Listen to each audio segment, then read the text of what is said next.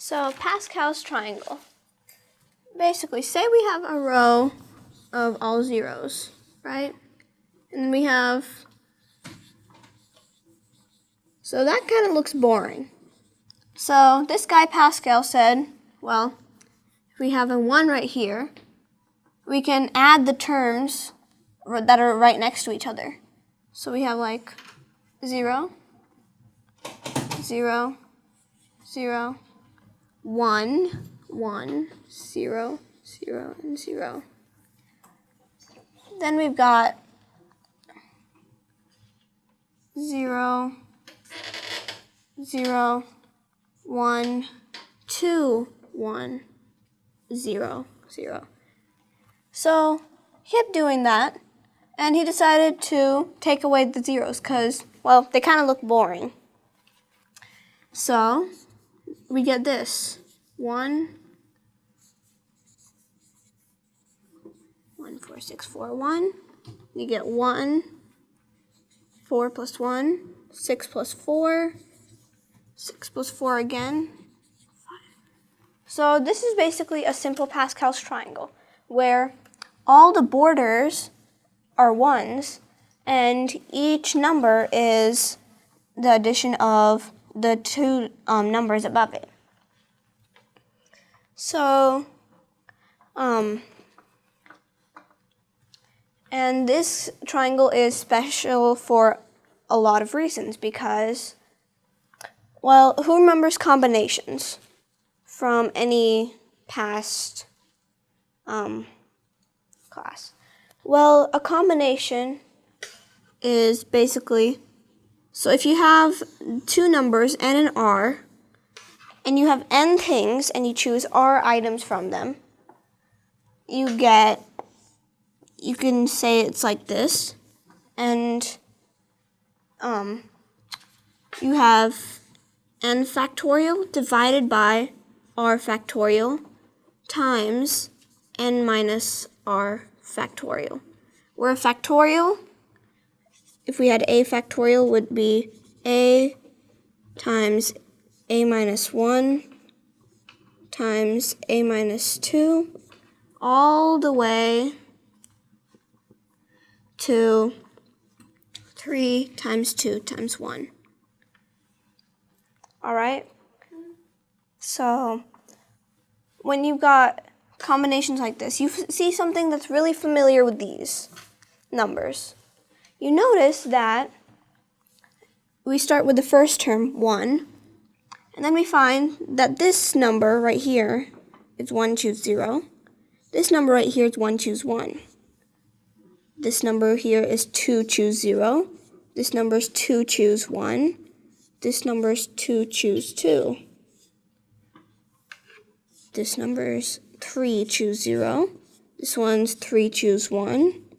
This is 3, choose 2. And this is 3, choose 3. Does everybody notice that? Yeah. It matches up with this triangle. And if we want it identical to the other one, you can add another row. So you're wondering how this works. Well, there's a proof. Say you have a certain number of dots right here. Triangle full of dots.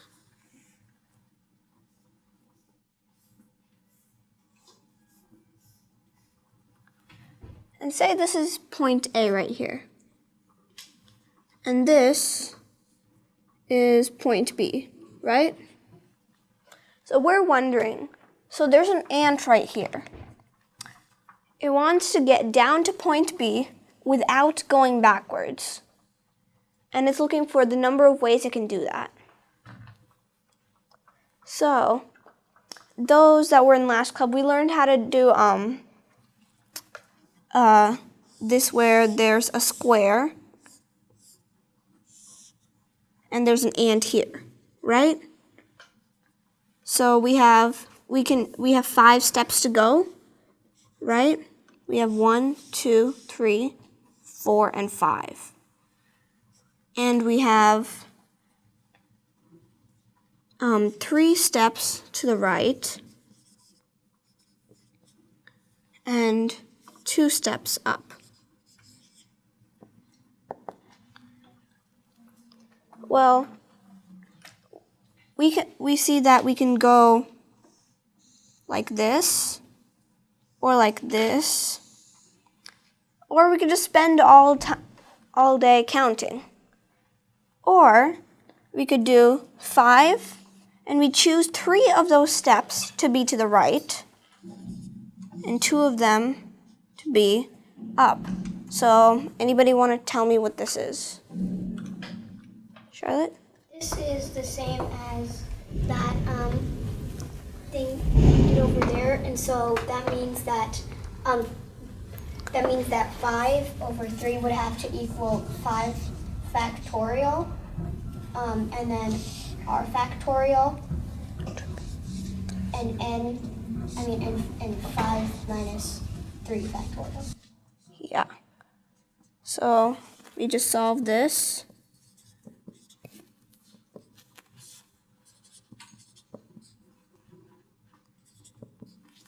And we can cross each term out like this, which equals 10. And we find that there's 10 ways to get from this point to this point, right? Now we can use the same method here.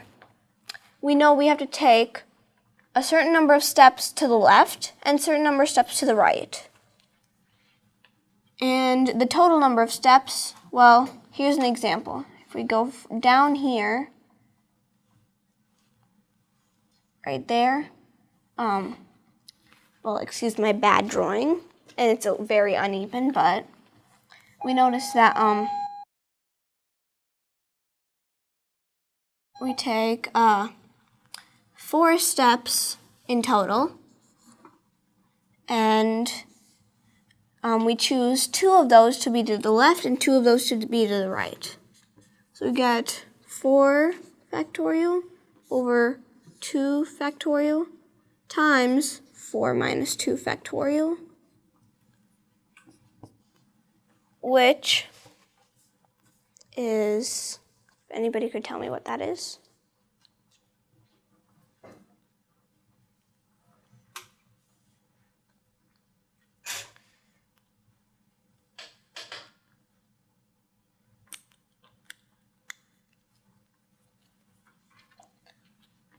Well, to start, you'd have this, or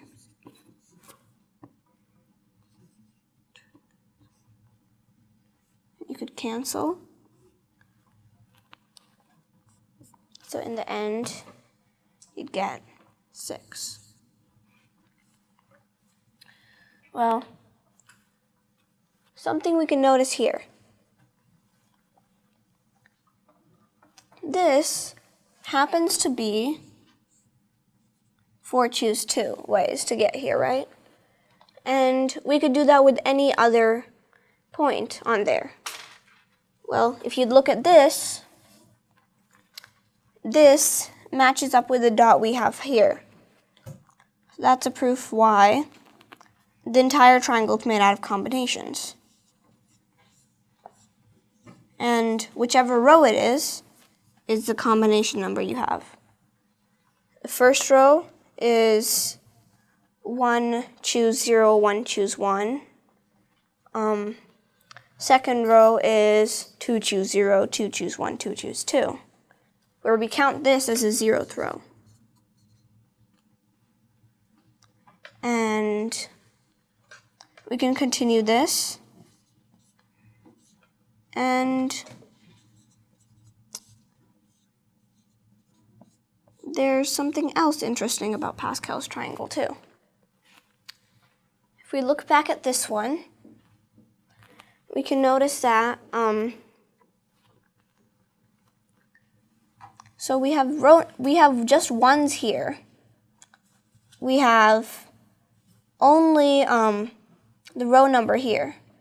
But what's in the third row, right there, is 1, 3, 6, 10, and if we went on, we have 15. Can anybody find a pattern between those numbers? What do you notice? 1, 3, 6, 10, and 15.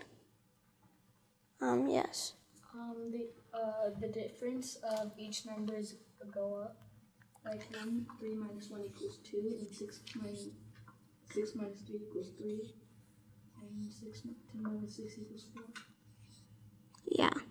And what you also notice is that this first term is 1, second term is 1 plus 2, the third term is 1 plus 2 plus 3, the fourth term is 1 plus 2 plus 3 plus 4, and it goes on and on like that.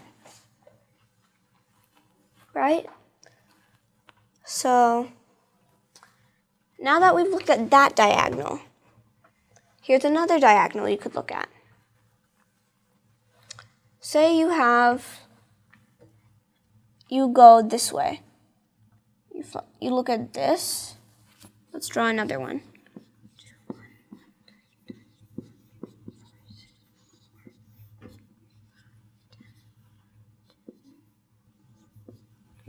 And we look at this diagonal. We have this diagonal, this one, this, this, this, this, and if we wanted, creating another row, we could do 1, 6, 15, 20, 15, 6, 1. Get this. We notice we get Fibonacci numbers if we add these up. Okay. So there's 1, 1, 2. If you add these up, 3, 8, 5, 8, and 13. So you notice that each of these numbers adds up to the next number.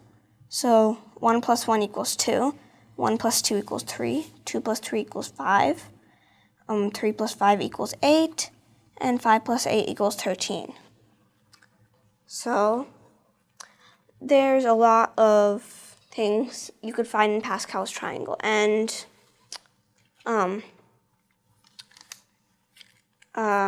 next Monday, if anybody were to come, they could learn about another theory of Pascal's triangle. Does anybody have any questions about Pascal's triangle?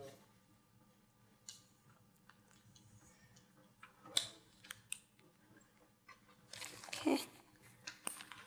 And yes? Why did he make it? That's a question we'll never really know the answer to.